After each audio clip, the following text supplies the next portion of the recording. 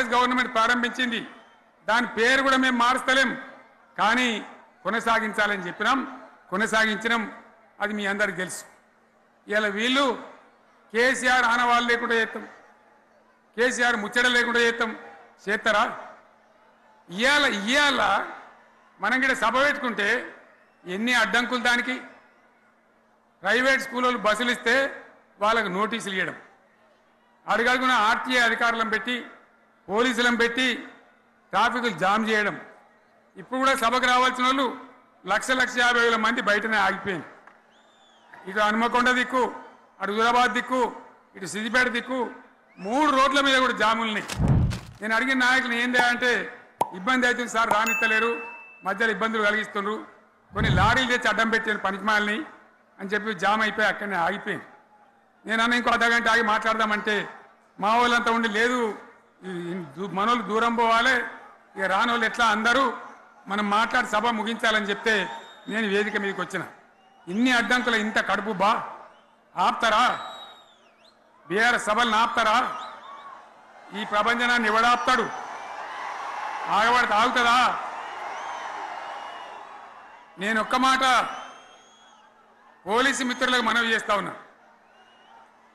ప్రజాస్వామ్యంలో ప్రజలకు అడిగే హక్కు ఉంటుంది, తప్పకుండా అడుగుతారు ప్రజలు. ఈ అడిగే హక్కును సోషల్ మీడియాలో బీఆర్ఎస్కు సోషల్ మీడియా వారియర్స్ ఉన్నారు, వాళ్ళు బ్రహ్మాండంగా పనిచేస్తున్నారు, ఖచ్చితంగా అడుగుతున్నారు ప్రజల తరఫున. ఇంత అన్యాయం జరుగుతుంటే చూడలేక సోషల్ మీడియాలో పనిచేసే తెలంగాణ బిడ్డలు ఇది ఏమన్యాయమే ఎట్లా అని చెప్పి ప్రభుత్వాన్ని ప్రశ్నిస్తూ ఉన్నారు, ప్రజలకు మద్దతుగా నిలబడతా ఉన్నారు. వాళ్ళ మీద కేసులు, వాళ్ళని పట్టుకపోవడు. పోలీస్ సోదరులను నేను అడుగుతా ఉన్నా, మీరెందుకు దునుకులాడుతుండ్రే? మీకేమక్కడ వచ్చింది? మీకు ఒక్కటి చెప్తున్నా నేను, గ్యారంటీగా పోలీసు మిత్రులారా, ఇవాళ పోయి రాత్రి మీ డైరీలలో రాసుకోండి, 100కు 100% ఇలా తెలంగాణ చెలరేగిన పరిస్థితికి మళ్ళా వచ్చేది బీఆర్ఎస్ గవర్నమెంటే ఉపయోగపడాలి. నిన్న మన ఒక పెద్ద ఆయన మాట్లాడుతున్నాడు బయటకు వచ్చి, 10 నెలల తెలంగాణ ఏం కోల్పోయిందో వాళ్ళకి తెలిసి వచ్చిందని. ఏం కోల్పోయిందా? మీ ఇంట్లో 4 ఉద్యోగాలు కోల్పోయారు, అంతకుమించి తెలంగాణ సమాజం ఏమైనా కోల్పోయిందా? తెలంగాణ సమాజం ఏం కోల్పోయిందో ఇప్పుడు తెలిసి వచ్చిందని. ఏం బాధ లేదు నాయన, నువ్వు హ్యాపీగా అక్కడనే పండుకో, నీతో ఏం పని లేదు. తెలంగాణ సమాజం నిన్ను మర్చిపోయింది. అసెంబ్లీ తర్వాత పార్లమెంట్లో గుడ్డు 0 ఇచ్చారు, గాడిద గుడ్డు ఇచ్చారు, అయినా కూడా నీ బుద్ధి మారలేదు. ఇప్పటికైనా మీలో మార్పు రావాలని ఈ ప్రభుత్వం చేపడుతున్న మంచి కార్యక్రమాలకు మీరు మద్దతు ఇవ్వండి. ప్రభుత్వం తీసుకుంటున్న నిర్ణయాలలో ఏమైనా లోపాలు ఉంటే ప్రధాన ప్రతిపక్ష పార్టీ నాయకుడిగా సూచన చేయండి. ఇవాళ బడి దొంగలు విన్నాం కానీ అసెంబ్లీకి రాని వాళ్ళను చూసినామా ఎప్పుడన్నా? అసెంబ్లీ వస్తుందంటే ప్రతిపక్షం పోటీ పడి వచ్చి నించొని ప్రభుత్వాన్ని నిలదీయాలి, అడగాలి, కడగాలి ప్రభుత్వాన్ని. ఆయన రానే రాడు, ఉల్టా అయిపోయింది. రామ్మని మేము అడుకోవాల్సిన పరిస్థితి వచ్చింది. సో ఇట్లాంటి పరిస్థితి తెలంగాణలో విచిత్రంగా ఉన్నది. తెలంగాణ రాష్ట్ర ఏర్పాటు సందర్భంగా పార్లమెంటు సభ్యుడిగా తెలంగాణ ఉద్యమంలో పాల్గొన్న వ్యక్తిగా ఈరోజు మీరు కాంగ్రెస్ పార్టీ తెలంగాణకు విలన్ అన్న మాటలు ఉపసంహరించుకోవాలని డిమాండ్ చేస్తూ ఉన్నాం.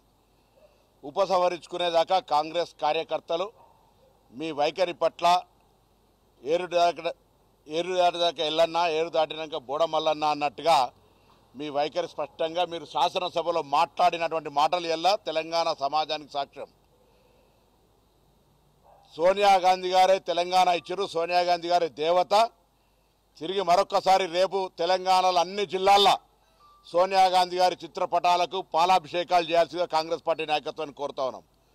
ఈరోజు కాంగ్రెస్ పార్టీ విలన్ అయితే, ఒకవేళ తెలంగాణ కాంగ్రెస్ పార్టీ ఇవ్వకపోతే కేసీఆర్ 3 చెరువులు తాగినా 100 కేసీఆర్లు వచ్చినా తెలంగాణ ఏర్పడేది కాదు. సోనియా గాంధీ గారు లేకపోయి ఉంటే ఆ మాట ప్రత్యక్షంగా ఆయన తెలుసు. పార్లమెంట్లో ఉద్యమ సందర్భంగా సోనియా గాంధీ గారి యొక్క తాపత్రయం మాట నిలబెట్టుకోవాలి, తెలంగాణ ఇవ్వాలనే ఆలోచన మీకు తెలిసి ఇలా కాంగ్రెస్ పార్టీని విమర్శిస్తూ ఉన్నారా? ఇవాళ మీరు ఎలకతుర్తి, అది శాసనసభ నియోజకవర్గం హుస్నాబాద్ గౌరవెల్లి రిజర్వాయర్ గురించి మాట్లాడినారు. 2007లో ఫౌండేషన్ వేస్తే 2014 ముఖ్యమంత్రిగా వచ్చి కుర్చేసుకొని కడతా ఉన్నారు. అప్పటికే టన్నెల్ పని అయిపోయింది, కంప్లీట్ బండ్ పని అయిపోయింది. ఇప్పటికి పని పూర్తి కాలేదని మీరే ఒప్పుకున్నారు. అంతేకాదు ఇలా ఆ ఎలకతుర్తి సాక్షిగా మీ నాయకులు అక్కడ పాపం మీటింగ్కు జనం రాకపోతే పోలీసుల మీద నెప్పన్నట్టు, లేకపోతే మేము ఎక్కువ సతాయిస్తున్నామని చెప్పి మాట్లాడిన దయాకర్ రావు, పల్లా రాజేశ్వరరెడ్డి పంపండి. ధాన్యం కొనుగోలు ప్రక్రియ ఎంత సాఫ్గా జరుగుతూ ఉందో, మీరు గతంలో తరుగు పేరు మీద ఏ విధంగా రైతులను మోసం చేసిండ్రో, ఇలా రైతులకు మీరు ఆ ఎలకతుర్తి భీమదేవరల్లి ప్రాంతంలో దేవాదుల నుంచి నీళ్ళు ఇవ్వకపోతే మేము ఏ విధంగా నీళ్ళు ఇచ్చినామో చూపెట్టే ప్రయత్నం చేస్తాం. మీరు మాట్లాడుతున్నారు ఇలా తెలంగాణ సాధించినామని చెప్పుకొని మీకు మీరే, మీ వాళ్ళతో భజన కొట్టించుకునే మీరే టీఆర్ఎస్ పార్టీ రజతోత్సవం జరుపుకునే సందర్భంలో తెలంగాణ ఉద్యమ ఆకాంక్షలకు కొంత మీ అగ్గిపెట్టే రాజకీయానికి ప్రాణాలు అర్పించిన వాళ్ళకి కనీసం నివాళులు అర్పించిరా అని అడుగుతాను సూటిగా. ఈరోజు తాపతాపకు ఏం లొల్లి అంటా ఉన్నావు. కింద కేటీఆర్ ముఖ్యమంత్రి అంటుండ్రా, కవిత ముఖ్యమంత్రి అంటుండ్రా, హరీష్ రావు ముఖ్యమంత్రి అంటున్నా, నిన్ను తీపమంటున్నా తెలియదు కానీ మాకు అది చూపెట్టలే కానీ ఊరుకో అంటా ఉన్నావు. అంటే నీ ఇంటర్నల్ క్రైసిస్ ఒకరికి మాట్లాడిస్తే ఇంకోరికి ఇబ్బంది అని ఇంతకుముందు పెద్దలు చూపేలి కృష్ణారావు గారు చెప్పినట్టుగా ఏక్ హింద్ ఫౌజ్ లెక్క ఒకరివే మాట్లాడుతుంది. ప్రజాస్వామ్యం లేదా? అరే ఎట్లయినా టీఆర్ఎస్ వర్కింగ్ ప్రెసిడెంట్ కొడుకే, ప్రెసిడెంట్ మీరే, సిఎల్పి లీడర్ మీరే. అరే బీసీలో ఇంత పెద్ద ఎత్తున ఉంటే, ఎస్సీలు ఇంత పెద్ద ఎత్తున ఉంటే ఎందుకు పార్టీ అధ్యక్ష పదవులకు అర్హత లేదా? శాసనసభ పక్ష నాయకత్వం చేయలేరా? మొత్తం దేశవ్యాప్తంగా రాహుల్ గాంధీ గారు ఒకవైపు జితనా ఆబాదీ ఉత్తన ఇచ్చేదారంటే నీ పార్టీలో ఇప్పటికీ కనీస జ్ఞానం కలిగి సామాజిక న్యాయం ఇవ్వవు. అడిగిన శాసనసభ్యుని మెడలు పట్టి బయటికి తోలుతావు. ఇవాళ ఇటువంటి రాజకీయ పరిస్థితులల్లా మరొక్కసారి మాట్లాడిన ప్రతి మాట అక్కసుతోటి అధికారం కోల్పోయినామని మీ మీద అడ్డుకుంటున్నాం. అక్కడి ప్రజలు రాకుండా చాలాసేపు మీటింగ్ కాడికి వచ్చి కూర్చున్నావు, కింద జనం లేరు. మీరు టీవీలలో వీడియోస్ రేపు కట్ చేస్తాం. గ్రీన్ మ్యాట్లు వేసారు, చాలా విజువల్ చూస్తే సగం మ్యాట్లు ఖాళీ ఉన్నాయి. ఇక ఆయన దయాకర్ రావు, రాజేశ్వరరెడ్డి పోలీసులు లాపుతారు, డైరీ రాస్తాం, ఒకడు బ్లాక్ డైరీ, ఓ డైరీ రెడ్ డైరీ. ఏమవుతుందా ప్రజాస్వామ్యంలో? ఇవాళ జరిగినటువంటి మీటింగ్ అటర్ ఫ్లాప్. దాన్ని కవర్ చేసుకోవడానికి ఏదో మాట్లాడుతూ ఉన్నాం. ఇంత పెద్దలు చెప్పినట్టుగా మేము ఒక్క పథకాన్ని గతంలో ఎక్కడా ఒకటి కూడా తొలగించలే, కొత్త అనేకం ఇచ్చినాం. దీనికి సంబంధించి మళ్ళీ ఎక్కడైనా సందర్భాల్లో మాట్లాడతాం. ప్రతిదీ కాంగ్రెస్ పార్టీ ప్రజాస్వామికంగా ప్రజాహితంగా చేస్తుంది. ఎవరికి కూడా ప్రజాహిత కార్యక్రమాలు, నిరసన కార్యక్రమాలు ప్రజాస్వామ్యంగా జరుపుకుంటే ఎక్కడ కూడా ఎవరికి అడ్డంకి లేదు అనే మాట కూడా ఈ సభ ద్వారా మా యొక్క ప్రజాపాలన యొక్క పరిపాలన మీకు కనిపించింది అనే మాట కూడా సందర్భంగా మనం చేస్తాం. రాష్ట్రానికి పెద్దనే కదా అన్నవాడు ఈరోజు పోలీసుల విషయంలో మాటకు పోలీసులను బెదిరిస్తా ఉన్నారు. మేము వస్తాం. నీ అంత నీచంగా, నీ అంత దరిద్రంగా పోలీస్ వ్యవస్థను ఎవరు వాడుకోలే. ఫామ్ హౌస్ కాడ కాపలా పెట్టుకున్నావు. ఫామ్ హౌస్ అనేది నీ ప్రైవేటు. నువ్వు రోజు ఫామ్ హౌస్లోనే ఉంటావు. పాపం వాళ్ళు అక్కడనే కాపలా కాయాలి. ప్రజలకు రక్షణ కాదు, నీకు రక్షణ కాసే విధంగా చేసుకున్నావు. ఇది నీ పరిపాలన. ఇవాళ ఆడబిడ్డలకు బస్సు ఇస్తే నచ్చదు, పేదింటి ఇళ్లలో 500 గ్యాస్ ఇస్తే నచ్చడం లేదు, పేద కుటుంబాలకు ఇండ్లు ఇస్తే నచ్చడం లేదు, నిరుద్యోగ యువతకు ఉద్యోగాలు ఇస్తే నచ్చడం లేదు. మరి అదే విధంగా ఇళ్లల్లో గుడిసెలల్లో కరెంట్ ఇయ్యలేను ఒక్కరోజు కూడా. ఆ రోజు నేను ఉచితంగా కరెంట్ ఇచ్చినా అని చెప్తున్నా, నువ్వు సవాల్, మేము చర్చకు సిద్ధం. కరెంటు బిల్లులు కూడా కట్టకుండా 60,000 కోట్ల రూపాయలు 60,000 కోట్ల రూపాయలు బకాయి పెట్టిపోయినావయ్యా. ఇవాళ అప్పులు తెచ్చడం గొప్ప అని చెప్తున్నావు. ఇవాళ మొత్తం అమ్మేసి అప్పులు చేసి ఇవాళ ఆ భారం అంతా ఈ ప్రభుత్వం మీద మోసి ఇవాళ మొసలి కన్నీరు, ఒక నియంత వచ్చి మొసలి కన్నీరు గారుస్తున్నారు. 10 ఏళ్లలో నువ్వు ధర్నా చౌకను కూడా ఉంచలేదు. ఇవాళ మళ్ళా నీ సిగ్గుగా వచ్చి నీ బిడ్డ కొడుకు అల్లుడు వచ్చి ఆడ ఇందిరా పార్కు కాడ మేము ఓపెన్ చేసినటువంటి ధర్నా చౌకను వాడుకొని ధర్నాలు చేస్తారు, మొసలి కన్నీళ్లు గారుస్తున్నారు. ఇవాళ బహిరంగ సభను అడ్డుకోవడానికి ప్రయత్నించడం అంటున్నారు.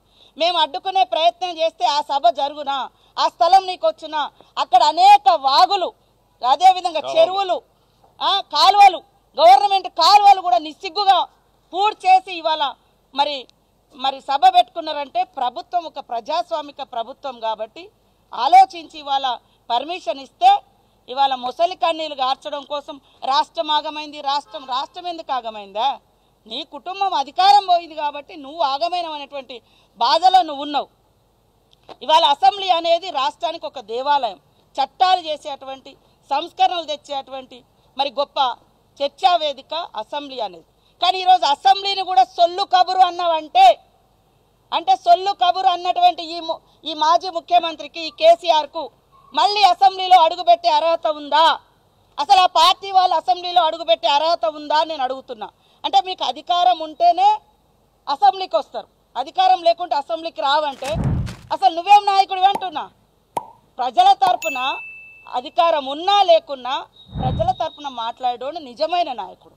నీకు అధికారం లేకుంటే అసెంబ్లీ సొల్లు కబుర్లాగంటే నీ కొడుకుని ఎందుకు పంపిస్తున్నావు? నీ అల్లుని ఎందుకు పంపిస్తున్నావు? మీ బచ్చగాళ్ళు అన్నావు కదా, బచ్చగాళ్ళని ఎందుకు పంపిస్తున్నావు? అందరినీ ఫామ్ హౌస్లో పెట్టుకొని అక్కడ ట్రైనింగ్ ఇచ్చుకోండి, అది బాగుంటుంది.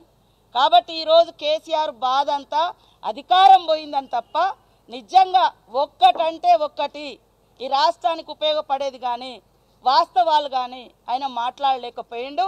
ఒక నియంత అధికారం కోల్పోయిన తర్వాత ప్రజల్లోకి వస్తే ఎలా ముసలి కన్నీరు గారుస్తాడో దానికి ప్రత్యక్ష సాక్ష్యం కేసీఆర్ ప్రసంగం. ఇంత